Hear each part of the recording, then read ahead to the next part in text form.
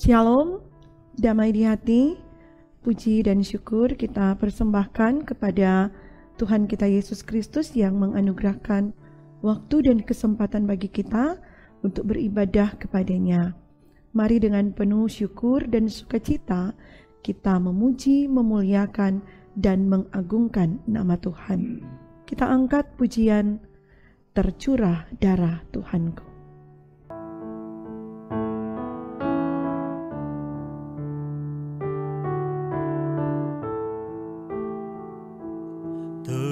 Tercurah darah Tuhanku di bukit Golgota, yang mau bertobat ditebus, terhapus dosanya,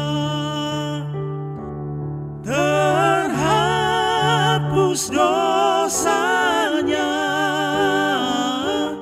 terhapus dosanya, yang mau bertobat ditebus, terhapus dosanya.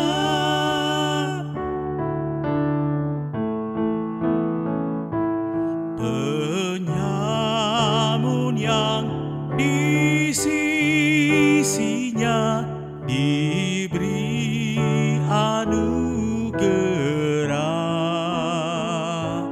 pun aku yang penuh celah dibasuh darahnya, dibasuh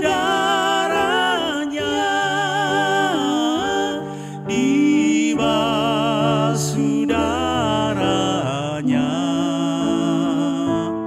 pun aku yang penuh celah dibasuh darahnya.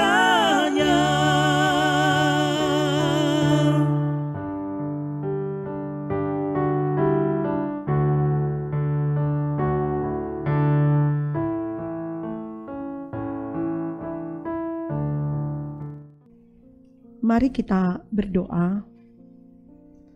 Bapa Surgawi, Bapa yang Maha Baik, Bapa yang mengasihi dan memberkati kehidupan kami, saat ini kami akan bersama-sama beribadah kepadamu.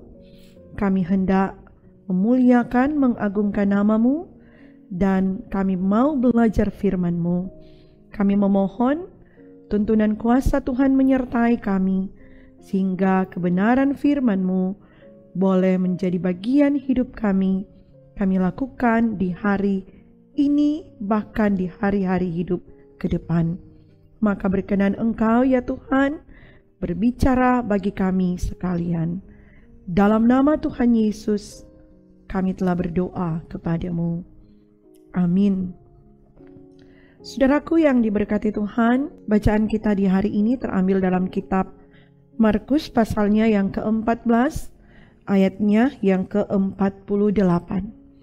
Firman Tuhan berkata demikian, kata Yesus kepada mereka, sangkamu aku ini penyamun, maka kamu datang lengkap dengan pedang dan pentung untuk menangkap aku?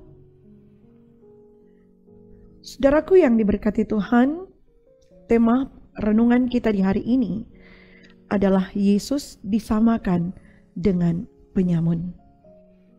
Peristiwa penangkapan Tuhan Yesus adalah peristiwa yang tragis, menyedihkan, dan memilukan hati. Ia yang adalah anak Allah, yang kudus, tak bercela, tak bernoda. Ia begitu mulia, dipandang sebagai orang yang terhina, melakukan perbuatan yang tidak terpuji.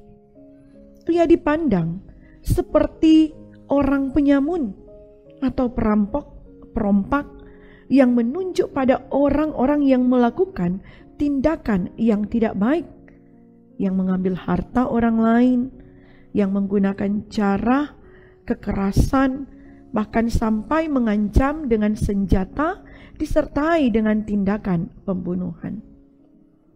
Yesus dipandang sebagai orang yang memberontak melawan hukum yang ada, dan karena itu ia harus ditangkap, dihukum dengan cara disalibkan, bahkan sampai mati di atas kayu salib.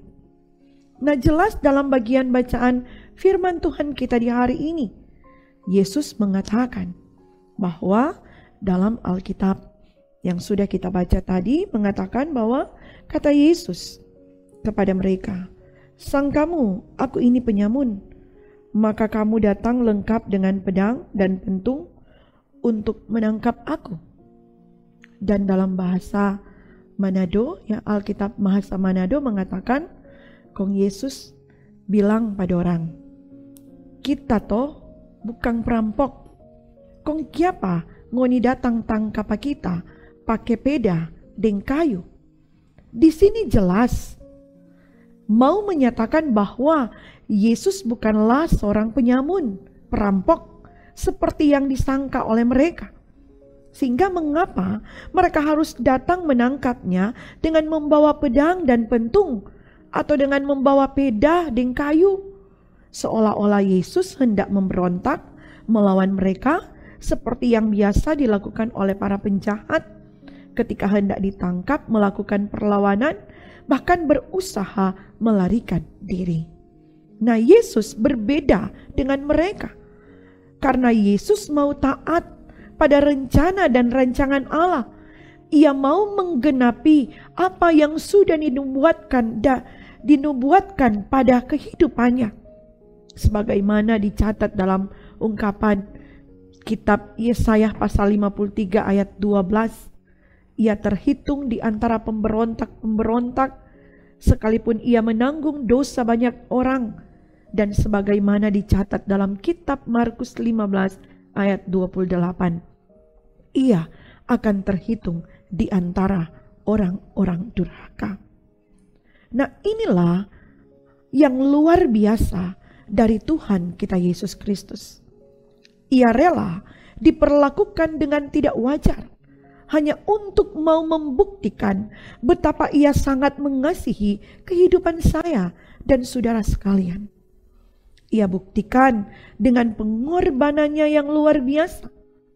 Sehingga bagi kita saat ini, ketika kita renungkan firman Tuhan ini, kita diajak untuk memiliki keyakinan yang sungguh kepadanya, bahwa dialah satu-satunya pribadi Tuhan kita yang telah buktikan cinta yang besar dalam hidup ini.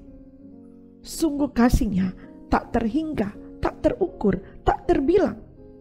Kasihnya nyata dan sempurna dalam hidup ini. Karena itu kita tidak akan pernah mengecewakan dia. Kita tidak akan pernah meragukan dia. Bahkan kita tidak akan pernah menyia-nyiakan setiap karya pengorbanan yang telah dilakukannya dalam hidup kita ini. Kiranya Tuhan menolong dan memberkati kita sekalian. Amin. Marilah kita berdoa. Kami naikkan pujian dan syukur kepadamu, ya Tuhan Allah, Bapa kekal dalam surga. Oleh karena perkenanan-Mu, maka di saat ini kami boleh beribadah kepadamu. Kami percaya yang kami lakukan berkenan di hadapan Tuhan. Yang kami lakukan menyenangkan hati Tuhan. Maka teruslah pimpin dan tuntun kami, supaya kami selalu rindu dan gemar beribadah bersama dalam persekutuan ibadah keluarga kami. Kami percaya dengan bersekutu bersama Tuhan, kami memperoleh berkat-berkat kehidupan yang akan Engkau karuniakan dalam hidup ini. Segala hal yang mau kami kerjakan, yang mau kami rindukan, kami persembahkan dalam tangan Tuhan, sehingga kehendak Tuhan yang jadi dan bukan kehendak kami. Dalam nama Tuhan Yesus, kami bawa doa kami ini. Amin. Demikianlah pelayanan ibadah di saat ini. Disampaikan terima kasih bagi kita sekalian. yang selalu setia, rindu, dan gemar akan pelayanan yang kami lakukan. Kami percaya berkat Tuhan akan senantiasa terus mengalir melimpah dalam kehidupan saudara-saudara sekalian, tetapi juga bersama dengan keluarga masing-masing. Tuhan Yesus memberkati kita sekalian. Shalom, damai di hati.